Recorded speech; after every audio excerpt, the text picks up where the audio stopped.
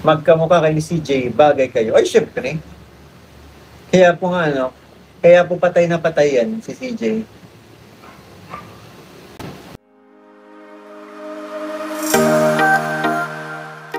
Please like, share, and subscribe to Kalingup JP for more videos. Magandang araw po mga kalingap. Isa na namang nakakakilig at nakakatuwang video ang ihahandog natin ngayon. Alam nyo, matagal-tagal na rin nating sinusubaybayan ang Mikris Tandem, sina Krista at Mikoy, pero ito ang tanong ng bayan. Magkamukha lang ba talaga sila o baka naman sila na ang tinadhanas? Dahil kung titingnan mo ha, bawat tinginan, bawat miti, bawat biruan, parang may kakaibang connection. Hindi mo alam kung coincidence lang o may espesyal na dahilan kung bakit lagi silang magkasabay, magkasundo at magkasama sa tawa at saya. Pero syempre mga kalingap, sa likod ng mga kilig na yan, huwag nating kalimutan ang ating inspirasyon, ang Matubang Family, Hina Kuya Barat Kalingap Rob, at ang buong Team Kalingap na araw-araw nagbibigay saya, inspirasyon, at tulong sa ating mga kababayan. Kaya mga kalingap, patuloy nating suportahan ang Mikris Tandem at ang buong Team Kalingap dahil dito sa ating munting komunidad, hindi lang puro kilig, may puso, may marasakit at may tunay na pagtulong sa kapwa. Kaya huwag kayong bibitaw dahil sa video na ito, aalamin natin kung totoo bang magkamukha lang sila o baka naman sila na talaga ang itinadhana. Tara mga kalingap, simulan na natin.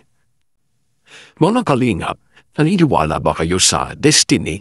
Hindi pong kahit hindi mo pa kilala, pero pag nakita mo pa lang, may kakaibang connection ka na agad. Paano kung pati mukha nyo halos magkamukha pa? Ngayon, pag-uusapan natin ang nakakapilig at nakakagulat na pag-ahiwig ni Kalingap Mikoy at Krista. Coincidence lang ba ito o baka naman tadhana na talaga ang gumagalaw? Una nating mapapansin yung facial features. Tingnan niyo tong photo ha. Pareho kasi silang may kalmado pero expressive na mata. Tapos yung smile nila parehong tipid pero may halong kilig. As kung mapapansin mo, pati yung shape ng mukha halos pareho. Alam mo ba, sobrang namiss ko dito. Talaga? Pero Tagal din eh. mas namiss. Ha? Ano? Wala. Alam niyo ba mga kalingap, may paliniwala daw na kapag magkamukha kayo ng isang tao, posible raw na soulmate connection yan. Parang may mirror effect. Kasi daw nakikita mo sa kanya ang parte ng sarili mong aluluwa. Kung ganun, aba, baka may something deeper kina Mikoy at Krista. Naalala niyo ba mga kalingap?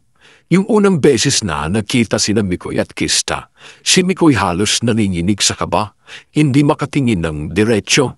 Sabi pa na niya, parang biglang nalamig yung kamay niya at yung puso niya parang lumulundab. Gusto ko lang magpakilala. Ako si Michael. Krista po. Matalik na kaibigan ako ni Kalingap Dan at ni Kalingap Jomar. So ngayon, sumasama na ako kay Kalingap Rob. Nakita ko po sa mga Talaga? previous vlog Napapanood po. mo? Tawagin mo na lang akong Kuya Michael. Apo, Kuya Michael. Grabe, sobrang napabilib mo ako kanina nung kumanta ka. Apo. Hindi ko maiwasang mapapalakpak, grabe. Sobrang ganda ng boses mo. At pwede mo gamitin yan para sa future mo. Tsaka bukod sa magandang boses mo, napakaganda mo pa. Salamat. Sabi nga sabi ni Kalingap Tata. Kanina kasi, hindi pa kami pumupunta dito. Pinagmamalaki ka niya. Kasi sobrang ganda mo nga daw. And ang ganda-ganda ng boses mo. Kuya Tots talaga. Grabe.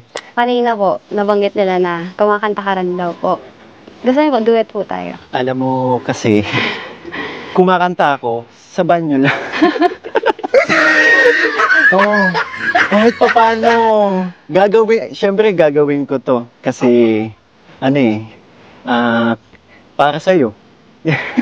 Something about you.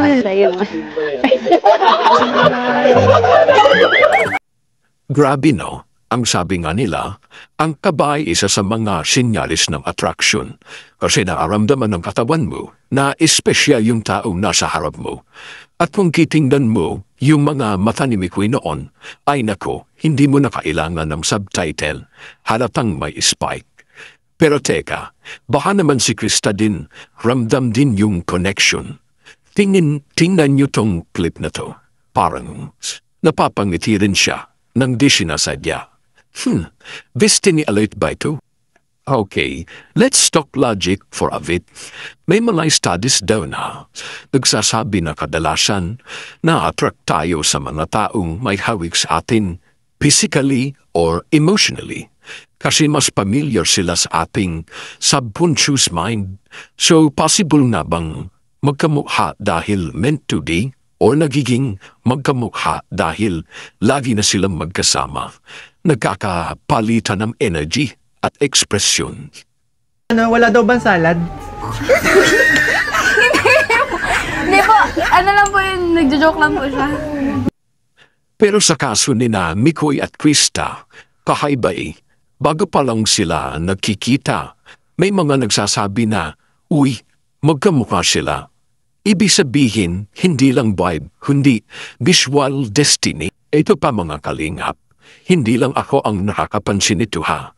Basahin natin yung ilang mga comments na mga netizen. Ang sabi dito, para silang twin flame. Grabe, may chemistry kahit simpleng tingin na lang.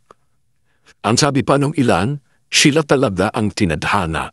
Hindi ako naniniwala dati sa destiny, pero ngayon parang oo na ako. Hindi lang ako ang kinikilig. Minsan kasi hindi mo na kailangang hanapin ang destiny mo kasi siya na mismo ang lalapit sa iyo na may hawig pa sa mukha mo. May mga sinasabi silang sign of destiny. And guess what? Halos pasok dito sina Mikoy at Krista. Magkaugali o magkaparehong energy. Pareho silang kalmado pero may sense of humor connection. Kahit walang masyadong interaction, parang close agad. Physical resemblance, ito na magkamukha. Timing, dumating sa tamang panahon, nung parehong ready, maramdaman ang espesyal na connection. Minsan kasi, ang destiny hindi laging dramatic. Minsan dumarating siya sa simpleng tinginan o siya simpleng pagkakahawig na parang sinasabi ng tadhana, uy, ito na siya. Siya yung kumpleto ng kwento ko. Kaya mga kalingap, kayo, ano sa tingin nyo? Magkamukha lang ba talaga sina Mikoy at Krista? O baka naman sila na talaga ang itinadhana?